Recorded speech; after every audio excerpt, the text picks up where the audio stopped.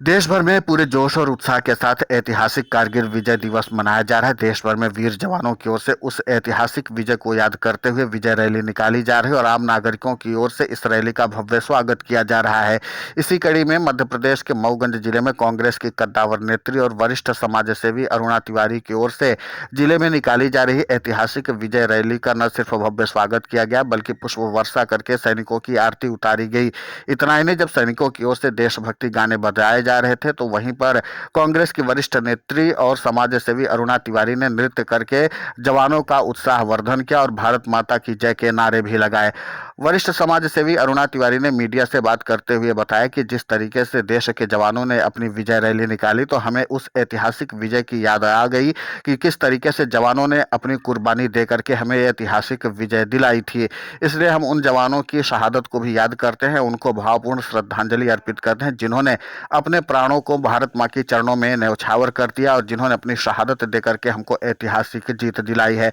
हम उन शहीदों को भी याद करते हैं और साथ ही साथ जिन जवानों ने अभूतपूर्व योगदान दिया है उनको तो हम लगातार उत्साहवर्धन कर ही रहे हैं। इसीलिए हम भावुकता में बह गए और सीधे तौर पर जवानों के साथ हमने भी नृत्य किया और हमें बहुत अच्छा लगा। उन्होंने कहा कि हम सभी जवानों को बधाई देते हैं और उनकी कुर्बानियों को हम कभी भूलने वाले नहीं हैं, बल्कि हमको उनकी यादें बार बार आती रहती हैं, क्योंकि ऐसे जवानों की शहादतें जो है वो कभी भी जाया नहीं जाएंगी। और हम सब लोग संकल्पबद्ध होकर के इस बात का प्रण लें कि हम अपने देश को आगे उन्नति और तरक्की की ओर ले जाएं, आपसी भाईचारे का सामंजस्य स्थापित करें, प्रेम सद्भाव स्थापित करें और सामाजिक समरसता हमारी नैतिक जिम्मेदारी होनी चाहिए, ताकि हम समाज को इस बात का संदेश दे सकें कि हमारे जवानों ने जिस बात के लिए लहू बहाया है उसको हम किसी भी हाल में कमजोर ना होने दें। हमारी नैतिक जिम्मेदारी बनती है कि हम समाज में सद्भाव को स्थापित करें, आपसी भाईचारे को स्थापित करें और समाज को आगे उन्नति की ओर ले जाएं। हमारे जवानों ने अपनी इस माटी को खून से लहू से सींचा है, तो इसलिए सींचा है ताकि हम लोग उन्नति कर सकें।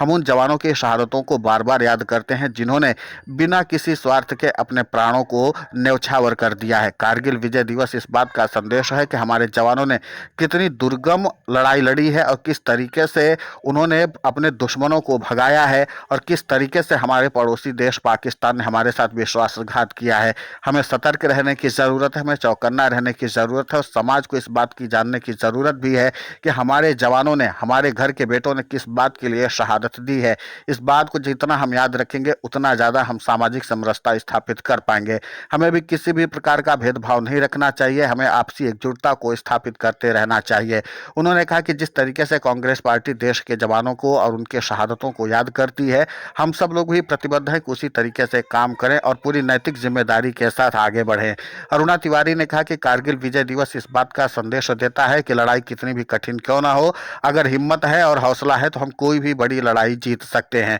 इसी के साथ उन्होंने देश भर के जवानों को अपनी शुभकामनाएं भी दी और उन्हें बधाई भी दी। उन्होंने कहा कि हमारी और हमारी पार्टी की ओर से लगातार सबको बधाइयां दी जा रही हैं और हम सब लोग पूरे उत्साह के साथ इस रैली में न सिर्फ हिस्सा बने हैं बल्कि हम उनको बताने की कोशिश भी किए हैं जवानों को कि हम उनके साथ कदम से कदम मिला करके चलने के लिए तैयार हैं। तो जाहिर सी बात है कि जिस तरीके से वो कांग्रेस की कद्दावर नेत्री और वरिष्ठ समाज सेवी अरुणा तिवारी ने कहा है कि जिस तरीके से हम लोग समाज सेवा के दिशा में काम करें, उसी तरीके से हमारे देश के सैनिकों ने पूरी एकजुटता और पूरी ताकत के साथ हमें ऐतिहासिक विजय दिलाई है। इस ऐतिहासिक विजय को हम कभी भी नहीं भूल सकते, उनकी कुर्बानियों को कभी नहीं भूल सकते हैं। फिलहाल इस पूरे घटनाक्रम को लेकर के आपकी प्रतिक्रिया बहुत महत्वपूर्ण होती है, आप हमें कमेंट करके जरूर बताएं। साथ ही हमारे चैनल को सब्सक्राइब करें, खबर को ज़्यादा से ज़्यादा शेयर करें।